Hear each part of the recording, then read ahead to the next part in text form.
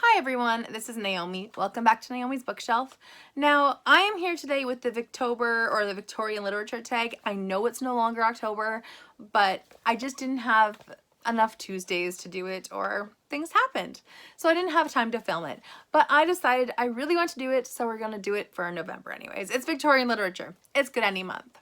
So this was created originally by Ange from Beyond the Pages, I think 2 years ago, for Victober back then, and it's been going around again. I got tagged by a couple people, and I am excited to finally do it because it is something I really was interested in doing before I even got tagged. So the first question is of 10.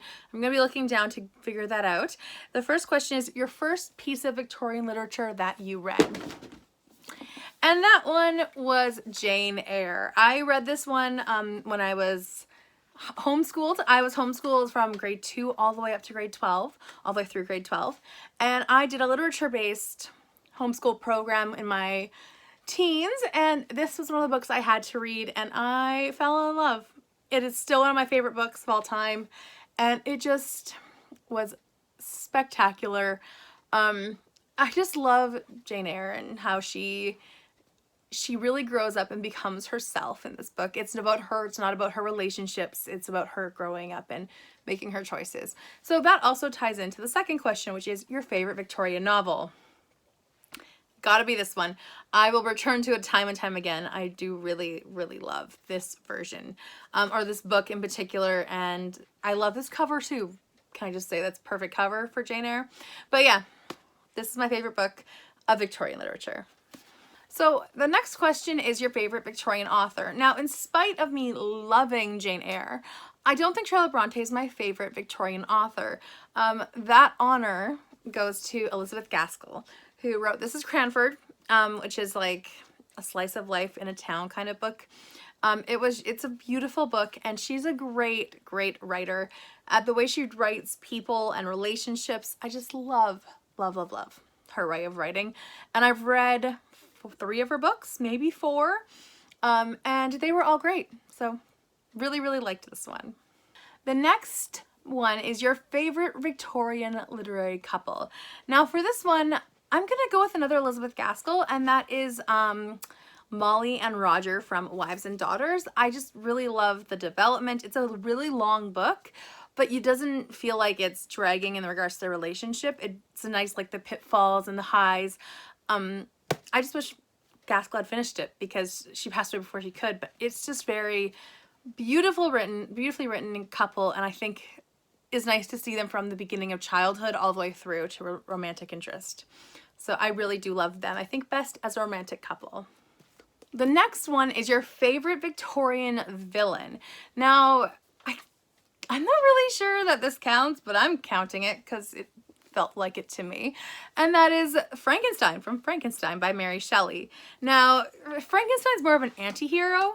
Now, the book is told from the perspective of Frankenstein, who's talking to a captain on a ship about the perils of not judging accordingly and not trusting the limits of science and pushing things too far.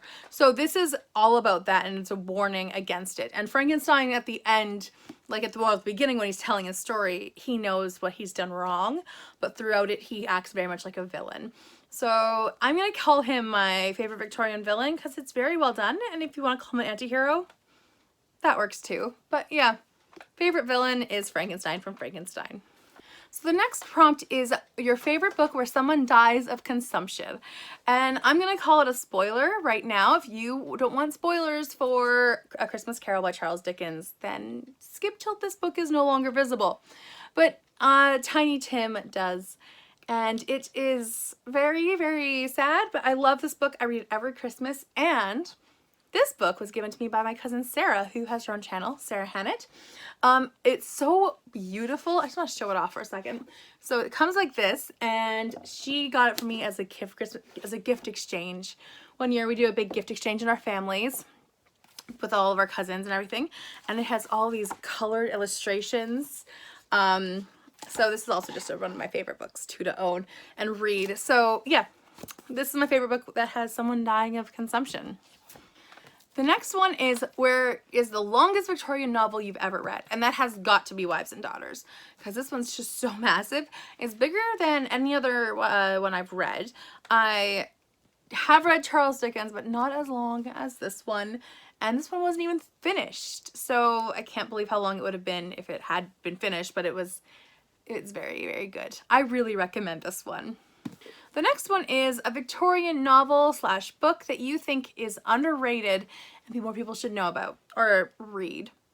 So this one is one that everyone I feel like knows about, but no one really reads. Or maybe they do, but it's just not as popular as its first book in the series, which is Alice Through the Looking Glass. So this is an old version of Through the Looking Glass, and it little illustrations, and I really did enjoy this one. It follows Alice as she goes through the looking glass and discovers this alternate reality, kind of like the first one, but different setup as well. So I really, really like this one. If you've read Alice in Wonderland, you should pick this one up, especially if you really liked that one, because I thought this was a very good sequel, and I'm not a big series reader, so take it as you will. So the next one is your most beautiful Victorian novel. Now, I have a few that I really love the look of, like, for example, you're going to get a flashback to these ones. I love the way they look together, and I just wish I had North and South in this edition, because I don't, and it drives me crazy. But yeah, just a little pet peeve of mine when my books don't all have the same edition. But I think my favorite edition is Frankenstein. I do really love the look of this. I love the inside. I love the sprayed edges and little bookmark.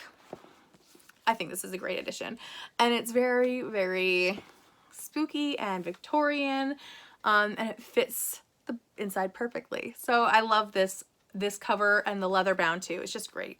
So the last one is to name 3 Victorian novels that you want to read, and these are books that I'm very intrigued about. I really am interested in, but for some reason I haven't picked them up for one reason or another.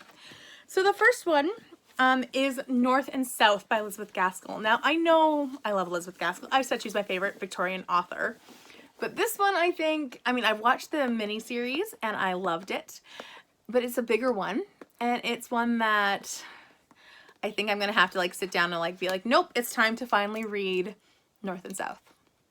So I also love this cover, but yeah, this one I am very intrigued to read, and I do know the storyline, at least from the show, but I don't know it from the book, and I really do want to pick this up when I have time. I feel like that's all I ever say.